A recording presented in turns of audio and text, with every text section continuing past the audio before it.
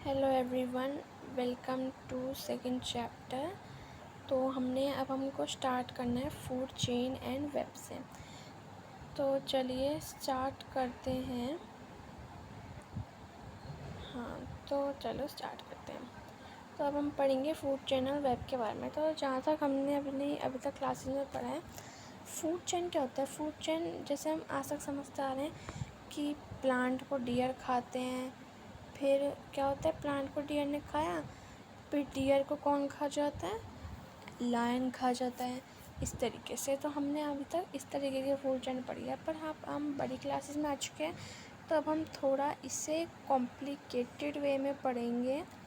Food chain and webs important topic है, अक्सर boards में इससे 5-6 मार्क्स का क्वेश्चन आ जाता है।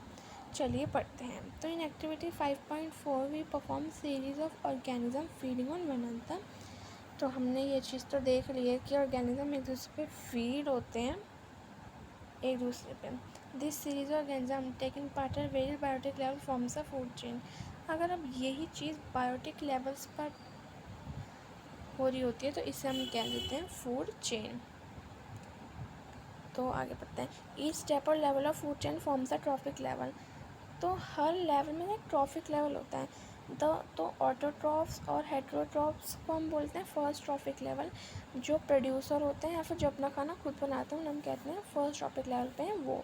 दे fix up the solar energy and make it available for heterotrophs और कंज्यूमर। ठीक, तो वो एनर्जी लेके हेट्रोट्रॉफ्स और कंज्यूमर तक देते हैं। द हर्बीवोरस और the primary consumer come at the second. फिर सेकेंड लेवल आता है हर्बीवोरस एंड प्राइमरी कंज्यूमर का। Small carnivorous are secondary consumer and third carnivorous are tertiary consumer. तो अब फिर से ये झंझट समझ लो क्या है ये। तो एक फूड चेन होती है हमारी इस तरीके से, किधर बनाए, इधर बना देते हैं। जैसे ये रहा, ये हमारे को एक पिरामिड है ट्रॉपिक लेवल्स का। तो पहले प्रोड्यूसर्स हैं। प्रोड्यूसर्स कौन है? प्रोड्यूसर्स हैं हमारे green plants and autotrophs. Primary consumer कौन हो गए? ये हो गए herbivorous and heterotrophs. Secondary consumer हो गए कार्निवोरस एंड टर्शरी कंज्यूमर हो गए टॉप कार्निवोरस। तो जैसे कि आप इस फूड चेन में हमने देखा, ये रे प्लांट्स हैं। प्लांट को किसने खाया? डियर ने। एंड ऑफ कोर्स डियर ने किसको खाया? लायन ने। अब इधर है हमारे पास ये ग्रास है। ग्रास इंसेक्ट को खाया फ्रॉग ने, फ्रॉग को खाया स्नेक ने, एंड स्नेक को खाया ईगल ने।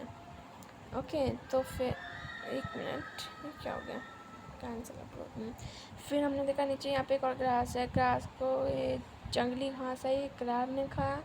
क्रैब को फिश ने खाया, फिश ने हॉक को खाया। Hawk is a bird. इस तरीके से तो हमने अभी ये इसी पैराग्राफ में यही पढ़ा कि कैसे अलग अलग कंज्यूमर हैं हमारे हर लेवल पर। तो we know that food we eat act as fuel provide us energy to run the other interaction among various components of environment involve flow of energy from one component of system to another. As we study, the autotrophs capture the energy from sunlight and convert it into chemical energy. तो देखो, अगर जो हमें ताकत कहाँ से मिलती है? हमें ताकत मिलती है हमारे खाने से। और खाना किससे हम अक्सर खाते हैं? प्लांट बेस्ड खाना है। तो प्लांट बेस्ड खाने को एनर्जी मिलती है अल्टीमेट सोर्स ऑफ एनर्जी जो कि होता है सन। तो वो सन से एनर्जी कैप्चर करके केमिकल एनर्जी में कन्वर्ट करके स्टोर करते हैं अपने अंदर। फिर वही केमिकल एनर्जी हम खाते हैं और वो एनर्जी हमारे अंदर बन जाती है। The energy support all the activities of the living world. From autotrophs the energy goes to the heterotrophs and decompose. तो ऑटोट्रॉफ ने खाना खाया, फिर उससे एक हेट्रोट्रॉफ ने खा लिया, फिर उस हेट्रोट्रॉफ जब वो मर गया तो उसे डिकम्पोजर्स ने खाया। तो इस तरीके से हमारी एनर्जी ट्रांसफ़र होती है।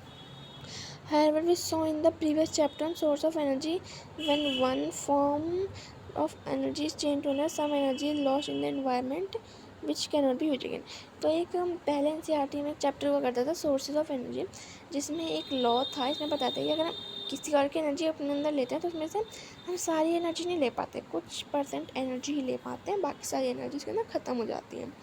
The flow of energy has been extensively and it has been founded The green plant is a terrestrial ecosystem, capture about 1% of energy of sunlight, falls on the leaves and converted into food. तो अब देखो, green plant जो होते हैं ना वो 1% लेते हैं. अब किसी के पास हमारे पास 10,000 जूल एनर्जी है, तो 10,000 जूल में से 1% तो उसने ले ली ना प्लांट ने. तो अब अगले वाले पे कितनी आएगी, अगले वाले पे आएगी 1% ले ली तो अगले वाले पे 100 जूल आएगी. अब 100 जूल की एनर्जी का जो अगला इंसान लेगा वो 10% लेता है, जिसे हम बोलते हैं टेंस लॉ. ठीक है, तो उससे टेंस लॉ लेते हैं. तो अगर वो 10% लेगा तो उसके पास सिर्फ 1% एनर्जी आएगी फिर से. तो इस तरीके से हमने देखा कैसे यहाँ पे पूरे पैराग्राफ में ट्रांसफ़र ऑफ एनर्जी का हमें समझाया हुआ है. इसे हम टेंस लॉ भी कहते हैं. और ये जो चीज़ है आज तक एक ही साइंटिस्ट बता पाया, तो इसलिए इसके ऊपर कोई ज़्यादा बहस नहीं करता.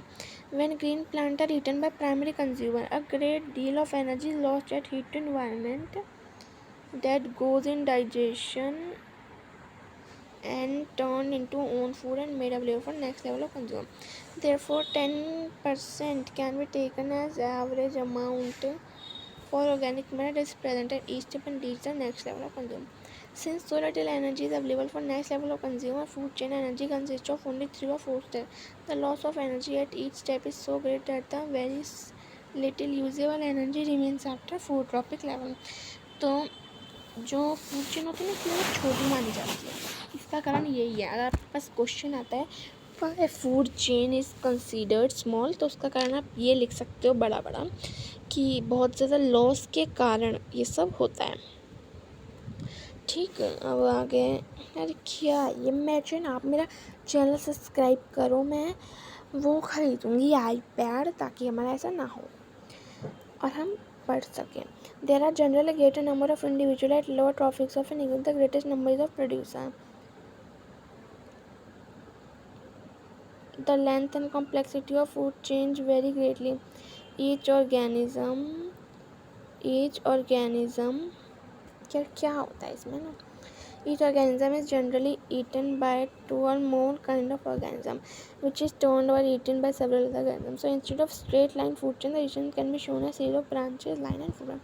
तो ये समझाया कि ज़रूरी नहीं है कि अगर हमारे पास ये मानो ये लायन है तो और यहाँ प्लांट है और ये रहा डियर.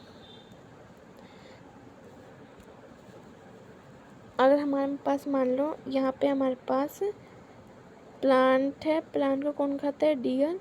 डियर को कौन खाता है, लाइन. ये ही जो हम बचपन से पढ़ते आए हैं फूड चेन. तो ज़रूरी नहीं है कि जो प्लांट है वही डियर खाए. ज़रूरी नहीं है कि जो डियर को ही लायन खाए. प्लांट को तो और भी एनिमल्स खा सकते हैं, जैसे कि रैबिट. रैबिट प्लांट को खा सकता है, वहीं पर लायन भी रैबिट को खा सकता है. तो इसलिए ये जो है ये चीज़ इंटरचेंज होती रहती है आपस में. तो आज ही एक बार इस डायग्राम को हम स्टडी कर सकते हैं. जैसे कोई चीज़,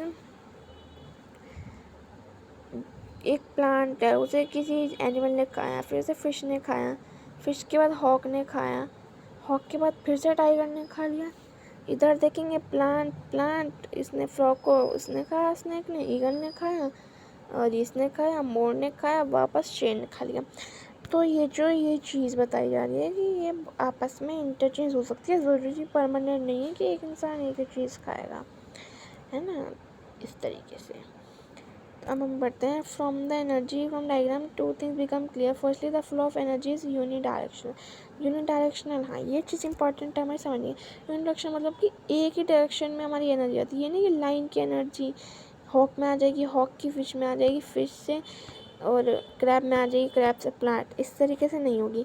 हमेशा एनर्जी हमारी जाएगी नीचे से ऊपर, जैसे हमें बताई रखी है. ठीक है, अब हमने आगे यहाँ देखते हैं आगे हमने क्या पढ़ा.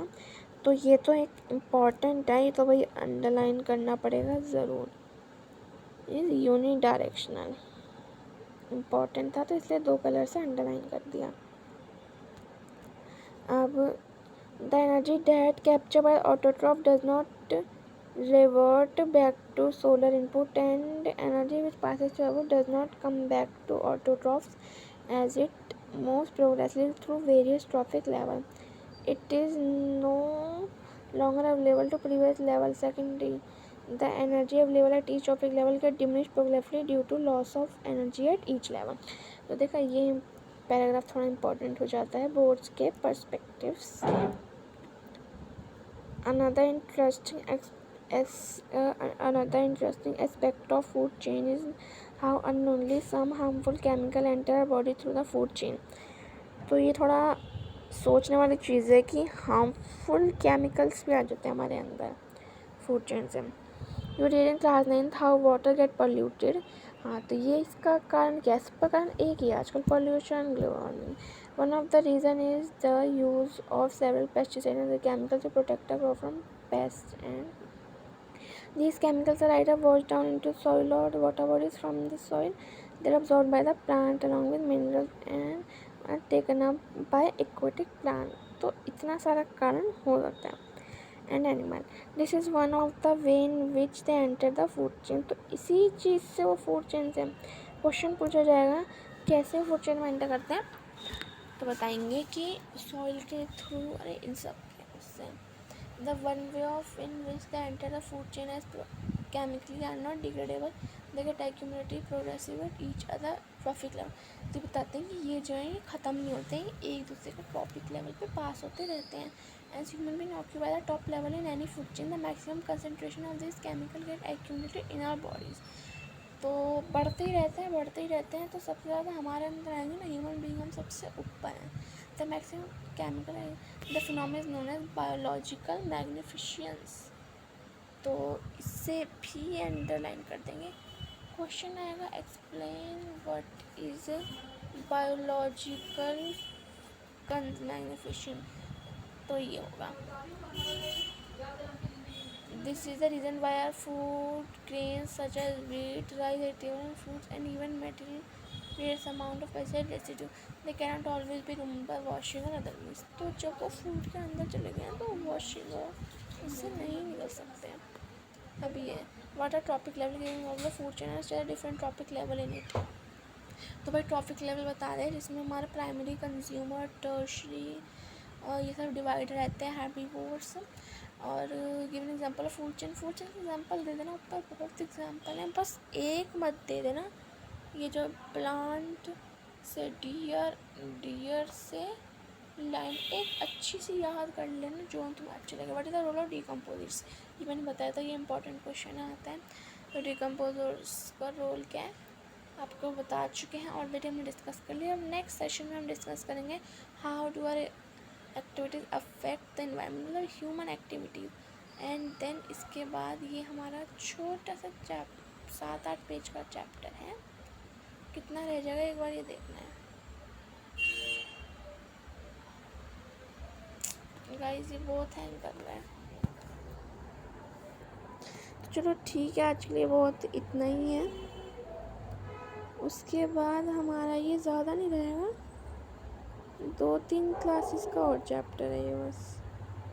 हाँ, 3 से 4 पेज का ये भी हम पढ़ लेंगे. अभी के लिए गुड बाय.